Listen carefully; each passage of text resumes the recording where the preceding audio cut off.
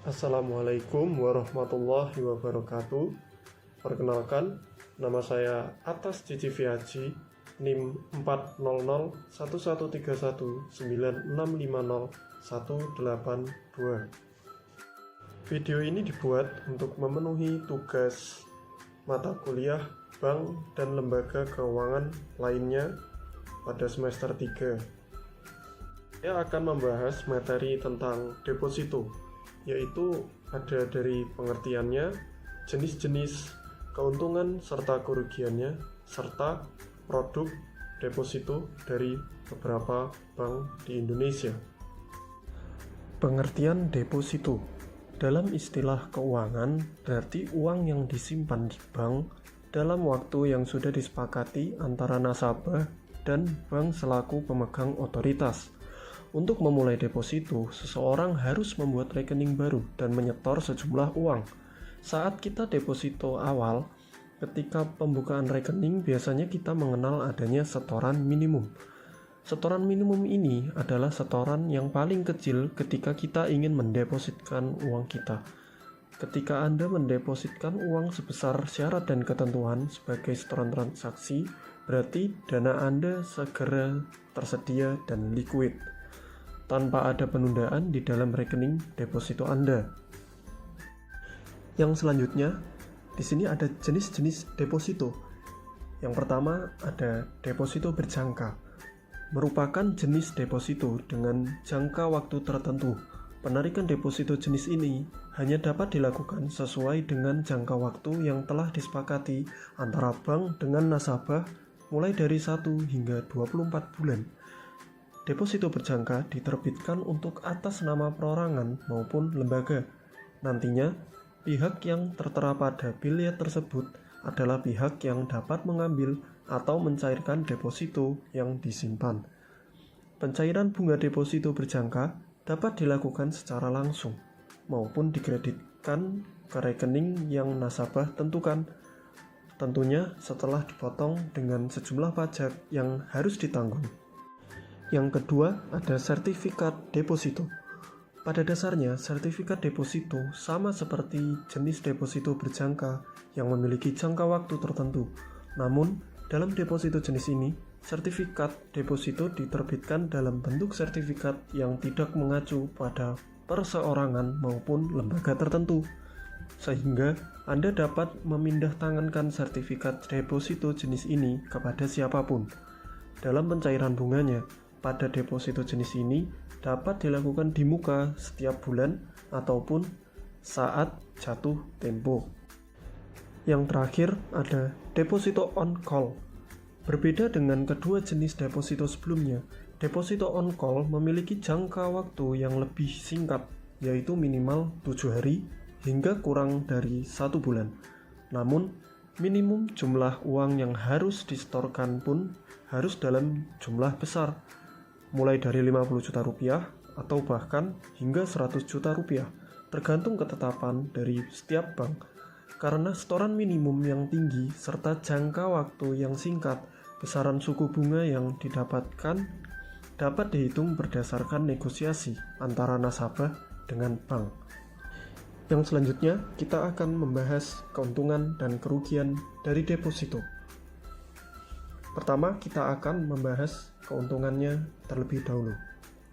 Nomor 1, keamanan terjamin. Ketika Anda menyimpan uang di rumah, tentu saja dengan jumlah yang banyak akan membahayakan, termasuk keselamatan Anda karena kriminalitas atau perampokan. Namun, bagaimana dengan menyimpan di bank? Tentu saja itu sangat bisa dilakukan, salah satunya dengan memanfaatkan fasilitas deposito. Sama halnya seperti menabung di mana keamanannya dijamin oleh LPS, yaitu Lembaga Penjamin Simpanan. Jadi, jangan khawatir jika terjadi hal-hal yang tidak diinginkan. Maka uang Anda terproteksi keamanan. Katakanlah bank bangkrut, maka deposito Anda tetap aman karena dijamin oleh LPS dengan batasan nominal yang sudah ditentukan. Yang kedua, risiko yang rendah.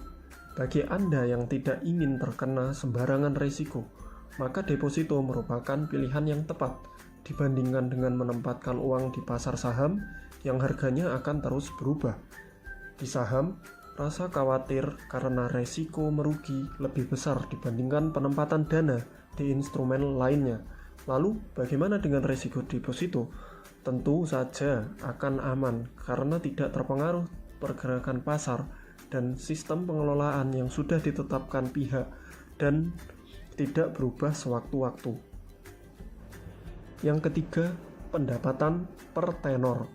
Pendapatan per tenor merupakan keuntungan deposito selanjutnya, di mana Anda memang cukup kesulitan mengambil uang jika waktunya tidak pas. Namun, keuntungan bisa diambil dengan cara menyetor kembali atau mentransfer ke rekening Anda, sehingga pemilik deposito memiliki pendapatan tetap dari bunga tersebut setiap tenornya. Hal ini layaknya Anda memberikan modal pada orang lain yang sedang usaha, maka Anda hanya tinggal menikmati hasilnya. Kita masuk pada kerugian dari deposito. Yang pertama, Anda tidak terlibat. Dalam deposito, Anda sebagai pemilik dana tidak terlibat dalam pengelolaan dana tersebut. Bisa jadi keuntungan yang didapat sangat besar dan juga berlimpah. Namun, karena ada pihak bank yang mengelolanya, sehingga Anda hanya menikmati bersihnya saja. Artinya, Anda tidak mendapatkan keuntungan secara keseluruhan, karena Anda harus membayar pajak dan biaya pengelolaan bank atas deposito Anda. Berbeda untuk jenis reksadana atau saham, yang bisa membuat Anda terlibat dalam pengelolaannya. Yang kedua, tergerus inflasi. Kita semua tahu, nilai uang dari hari ke hari terus menurun, dan Anda menghadapi yang namanya harga barang atau kebutuhan pokok yang semakin mahal, lalu uang yang nilainya sama dengan sebelumnya. Tapi, hari ini atau semakin hari nilainya lebih sedikit untuk dapat membeli barang. Semua itu disebut inflasi, di mana nilai uang menurun bahkan rendah. Maka bunga dari deposito pun sebenarnya untuk menutup nilai kekurangan tersebut. Sayangnya, hal ini membuat pendapatan deposito Anda tidaklah besar. Yang ketiga, keuntungan cukup rendah. Deposito merupakan investasi yang aman, namun kembali pada prinsip investasi di mana semakin tinggi nilai yang didapat, maka akan semakin tinggi hasil yang didapat pula, sejalan dengan resiko yang juga besar. Tetapi, karena deposito merupakan investasi resiko rendah, maka hasilnya pun tidak akan seberapa dibanding investasi saham dan juga properti yang bisa hingga 2 kali lipat dari dana investasi Anda. Jadi, jangan berharap banyak pada deposito untuk masalah keuntungan, terutama jika ingin mengelola dana investasi agar menghasilkan return berlipat. Setelah membahas teori-teori tentang deposito, sekarang saya akan memberitahukan kepada Anda produk-produk deposito yang menarik di Indonesia. Yang pertama ada Genius Maxi Saver. Genius Maxi Saver adalah deposito berjangka berbunga maksimal yang bisa dibuat, dikelola, dan dicairkan melalui smartphone. Dengan nilai pokok mulai 10 juta, kita bisa membuka deposito Maxi Saver. Kita bisa memilih jangka waktu antara 1 sampai 12 bulan dan bebas menentukan periode perpanjangan. Jika melakukan pencairan sebelum jatuh tempo, hanya nilai pokok yang dikembalikan ke saldo aktif. Dengan Genius App, kita juga bisa membuat Maxi Saver sebanyak yang diinginkan. Keuntungan Maxi Saver dibanding deposito lain adalah kita dapat mencairkan Maxi Saver ke saldo aktif sebelum jatuh tempo tanpa ada biaya penalti, tetapi kita tidak akan mendapatkan bunga yang telah berjalan. Yang kedua, deposito rupiah BRI. Deposito rupiah BRI adalah salah satu produk deposito berjangka yang memberikan bunga tinggi hingga 6,25% dengan jangka waktu fleksibel. Berbasis deposito berjangka, BRI Deposito memiliki fitur ARO, yaitu perpanjangan otomatis, sehingga dana Anda otomatis diperpanjang saat jatuh tempo. Manfaat dari BRI Deposito Rupiah. Yang pertama, dana deposito aman karena BRI Deposito sudah dilindungi oleh lembaga penjamin simpanan atau LPS. Yang kedua, suku bunga tinggi. Yang ketiga, jangka waktu fleksibel. Tersedia tenor 1 bulan, 3 bulan, 6 bulan, 12 bulan, 24 bulan, dan hingga 36 bulan. Yang keempat, pencairan dana diambil secara tunai.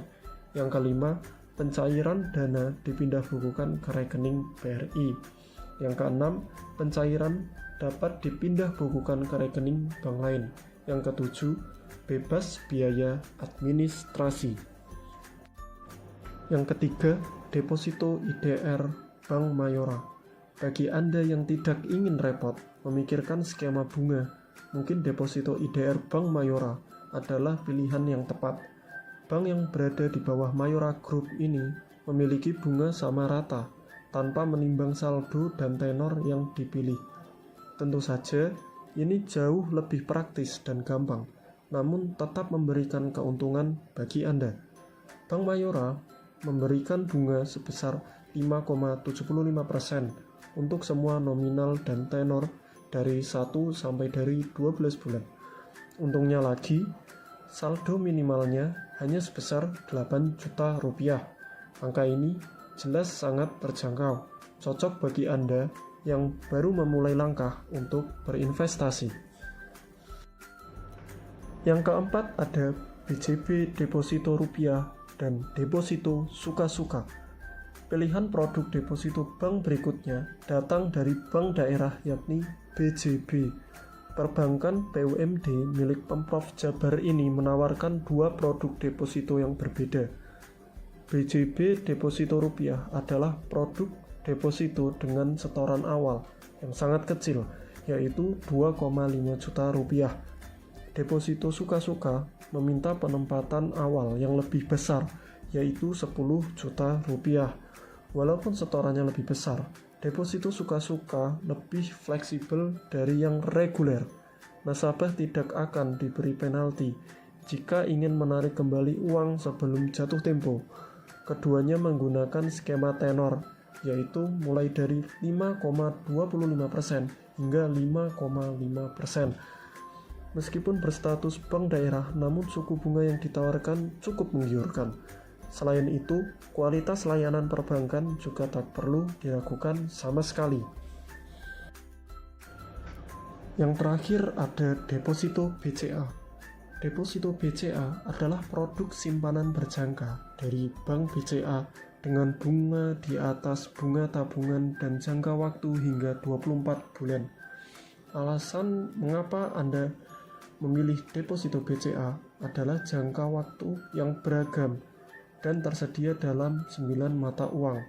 Juga dapat transfer bunga ke rekening BCA atau bank lain, hingga adanya fitur automatic roll over atau ARO. Keuntungan jika Anda mendepositkan uang Anda pada deposito BCA. Yang pertama, Anda dapat memilih sendiri waktu deposito, mulai dari 1 bulan, 3 bulan, 6 bulan, hingga 12 bulan. Yang kedua, tidak hanya deposito rupiah, Anda juga bisa deposito di BCA menggunakan mata uang asing, di antaranya US dollar, Singapura dollar, Hong Kong dollar, Australia dollar, yen, pound sterling, euro, dan China yuan. Yang ketiga, bunga deposito yang didapatkan bisa ditransfer ke rekening tabungan Anda, baik ditransfer ke rekening giro, tapres, tahapan BCA, atau BCA dolar maupun rekening dari bank lain.